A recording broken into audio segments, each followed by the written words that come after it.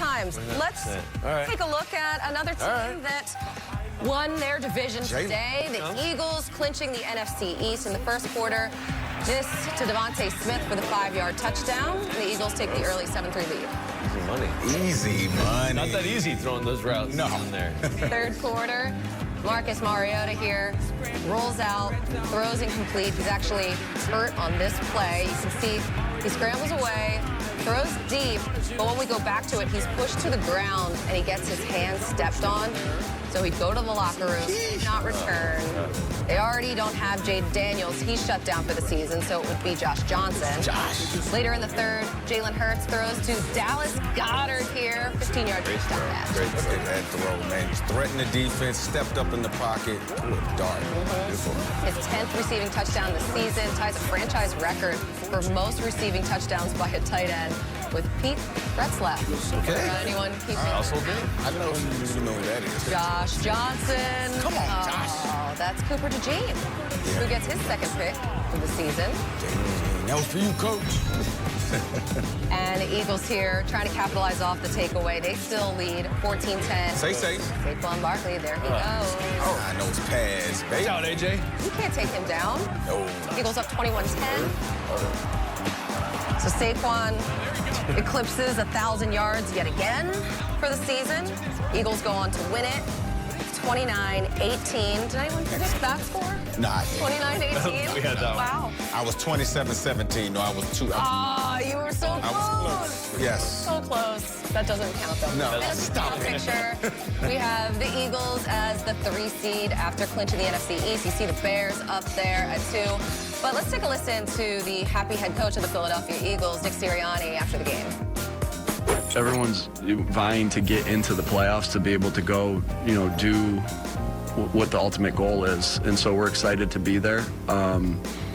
Yeah, and I think, it is, this division's had so much parity in it throughout the years to be able to be a back-to-back winner and get ourselves into the playoffs. And, obviously we want our goals are much higher. I think that we've raised the expectations of what we expect, and so we're pumped. We're pumped to get in, but we got more work to do. I think we're playing our best football right now, and we got to continue on with that. Back-to-back NFC East champion, something like you said hasn't been done in 20 years. It's a big deal, but it's kind of like you enjoy it now, take the day off, and then right back to work. And that's the mindset that we're going to have and we got to have. And but it's important coming here in a grimy environment and beat. Obviously, their season's not going the way they would like, but beat a tough team with great players over there. And we're trending in the way we want to, so we just got to keep building. So the Eagles, they string together now 2 straight wins. This one, pretty significant. They get hats and T-shirts for it. You don't get that with every game, so they win the division.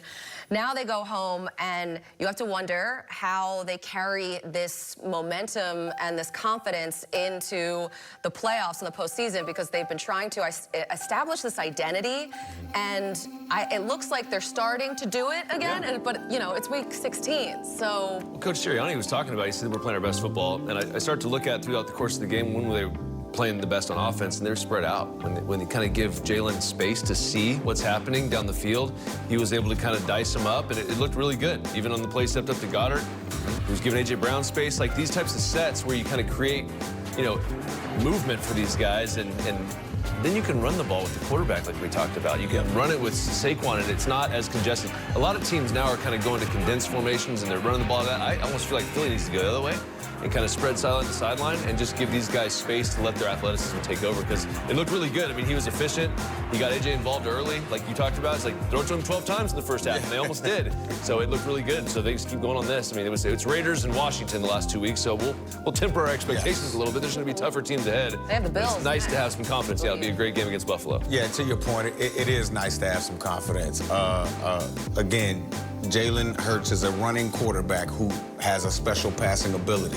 And to me, when you look at the stats, I mean, they outrushed Washington 207 yards to 90. Buddy. 207. Wow. That's how you do it. You know, and to me, it started with Jalen Hurts. He had, what, 7 carries?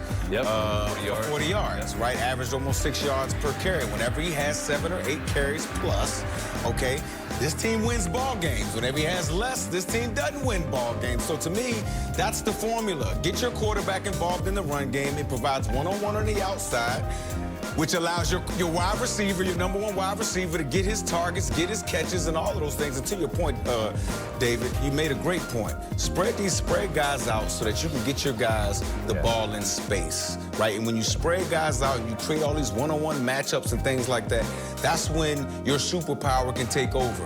The strength of your roster, right? You have a great general manager in Howie Roseman who's done a great job assembling this roster. And when you spread them out, you allow lanes for guys like this. Saquon Barkley, one of the best backs in the league, to go do the work. Just put so much stress on the defense with these guys, with this specific offensive unit. I think that's the way forward. The only question I have now is, yes, this is great that the Eagles have been running the ball and Jalen Hurts is getting more runs and they're spreading things out.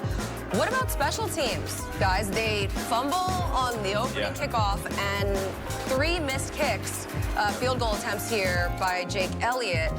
That's a concern. This is, if you want to go deep into the playoffs, you need to be sound in all 3 phases. So how quickly can they turn something like this around when Jake Elliott says it's not something that's in his head, and that's the frustrating part to him? Yeah, and I think when kickers miss kicks like that and stuff, fans get frustrated, they get upset.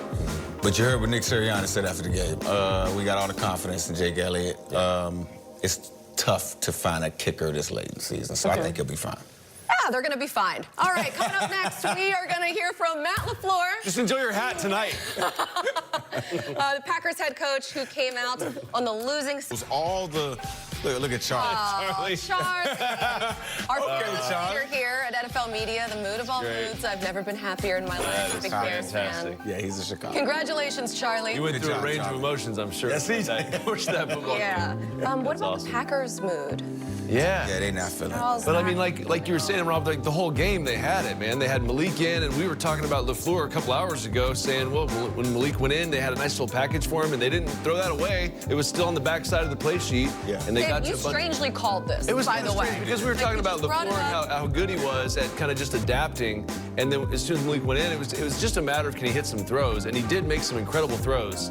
But the run game was what was carrying them because it was going to be that type of game. You were saying it downstairs. It's like it has to be a run game. Yeah. You know, and they were playing it perfect right up until the end. Right up to the end. I will say this. I think Malik Willis played a great game. He did what he could, right, until he had the little shoulder injury.